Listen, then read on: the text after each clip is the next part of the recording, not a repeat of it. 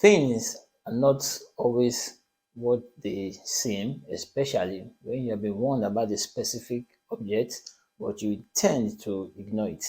Today, I'll be telling you about one act of ignorance that could or would have turned out deadly. But before I get into that story, if you're joining me for the first time and you love the true, dark, and scary stories, well, you just found the right channel. Welcome to the Dark Past, where I'll be bringing you one or two stories every week. So please do sit back, relax, and enjoy today's story.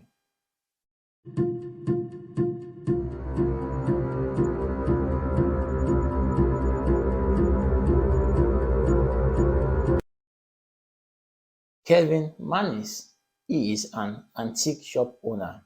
He is always going to yard sales and estate sales looking for some interesting things to buy.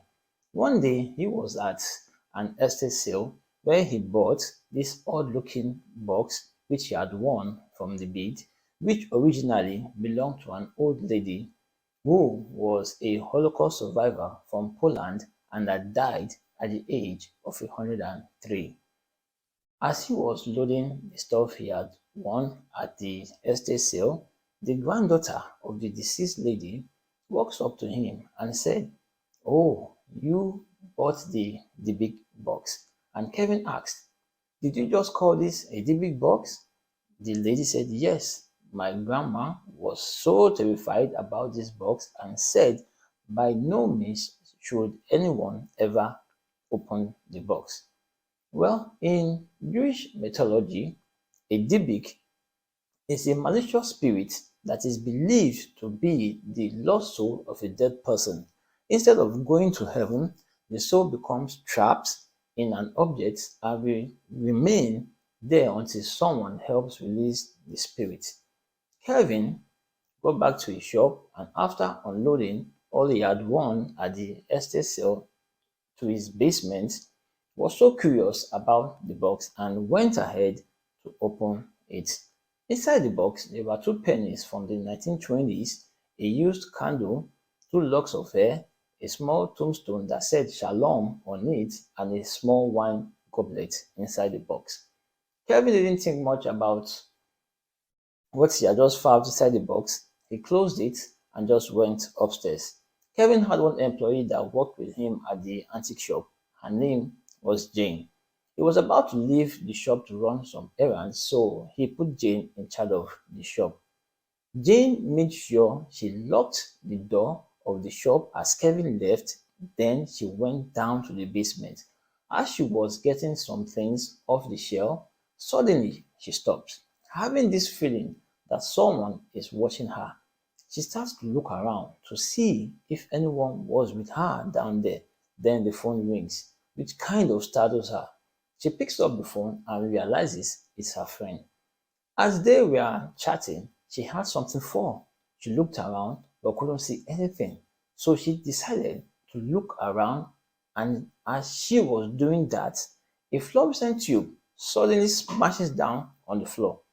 She is so scared now and runs towards the stairs leading out of the basement. Then suddenly, a wooden chair from nowhere smashes right in front of her, blocking her path. Knowing that there was no one down there with her, and this could only happen if someone pushes the chair, she screams, runs past the chair, up the stairs, but to her surprise, the metal door is locked, and that could only happen if someone locks it from the outside. She grabs the door, shaking it, yelling for Kevin, and as she's doing this, she hears more fluorescent tubes falling off the ceiling, shattering on the ground. She pulls up her phone and calls Kevin. Kevin, who wasn't far away from the shop at this time, picks up his phone and hears Jane screaming, glasses and other objects breaking. Jane was shouting that there is someone in the basement. He asks her, "Where are you?" And she said, "I'm in the basement." Then he told her to call the police. And as they were talking, the phone suddenly cuts off. So he rushes to the shop, looking around, and everything seems fine on the first floor. Then he goes to the basement door and opens it. He went down the stairs and found Jane sitting in a chair, stunned. The basement was in a total mess. He then asked Jane what had happened down here. For a short moment, Jane wasn't saying anything because she was still in a state of shock. He picks up his flashlight and looks around, and he was certain that there was no one else down there. He then asks her again what had happened, and Jane said, I don't know. Kevin by now was thinking to himself that this had to be Jane who had done this. So he asked her, did you do this? And at this point, Jane was so upset and she says, F you, Kevin. And she gets up and leaves, never to come back again. She quit her job that day. Some days later, Kevin's mother came to the antique shop. The plan was that they were going to go have dinner together to celebrate her birthday. Kevin gave his mother a wrapped box as a present for her birthday. She unwraps it and it is Dubit box. Suddenly the phone rings at the other end of the shop, then Kevin leaves to go answer it. His mother opens the box and immediately felt so weak that she had to sit down as she was hit with a massive stroke. She couldn't even move or talk. Kevin sees this and rushes to her. Realizing that his mother had just suffered a stroke, he calls 911. By the time he returned to his mother and found her sitting in a chair, expressionless, crying, and totally unresponsive, she was rushed to the hospital and it turned out that she had had a stroke and had lost the ability to speak. During this time, she could only speak using a spellboard on which she would point to letters to spell words. When he asked her how she was doing, she spelled out no gift. When he said he had given her a gift, she emphasized hate gift. Kevin now thought to himself, maybe this Duby bug was responsible for the stroke his mother just had. So he put the box out for sale.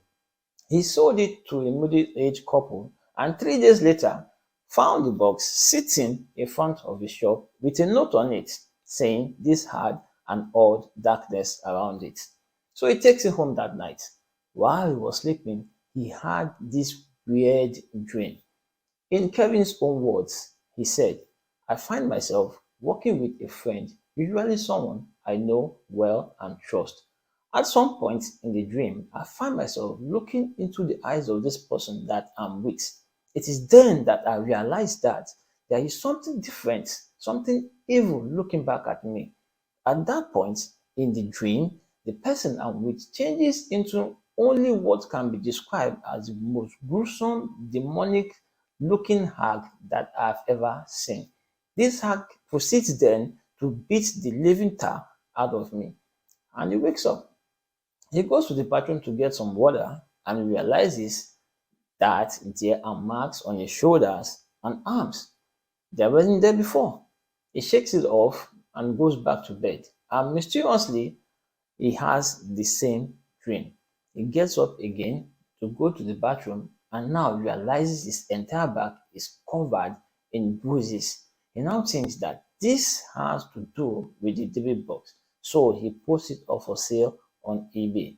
That night, two college students named Sam and Brian buys the box. Sam receives the package, places it on the kitchen table, and opens it. When Brian got home, he noticed that the apartment smelled like pee, and he asked Sam, do you smell that? And Sam said, yeah, that's the smell of ghost.